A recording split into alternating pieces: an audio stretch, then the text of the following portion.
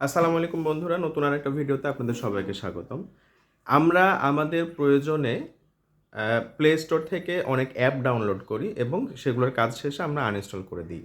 আপনারা কি জানেন যে সেই অ্যাপগুলা পুরোপুরি আনইনস্টল হয় না, যার কারণে আমাদের ফোনের র্যাম, ফোনের স্টোরেজ জ্যাম হয়ে থাকে, যেটার জন্য আমরা ফোনটা স্মুথলি চালাইতে পারি না। আজকে আমরা শিখব সেই আনইনস্টল করা অ্যাপগুলা ফোন থেকে পুরোপুরি রিমুভ করে ফোন কেমন করে স্মুথ হবে।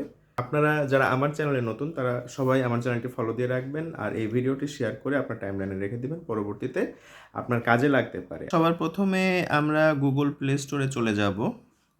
তারপর যে প্রোফাইল আইকনটা আছে ডান সাইডে ওপরে আমরা ওখানে ক্লিক করে দিব।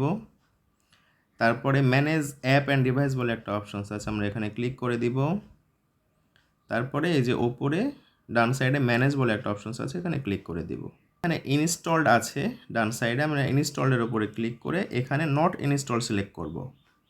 এই যে দেখুন সব অ্যাপ যেগুলো আনইনস্টল করা হয়েছে বাট এখানে স্টোর হয়ে আছে, আমরা একটা একটা করে ডিলিট করে দিব। আমরা একটা সিলেক্ট বাটনে ক্লিক করব, ডান সাইডে যে ডিলিট বাটনের আইকনটা আছে এখানে ক্লিক করব, রিমুভ করে দিব।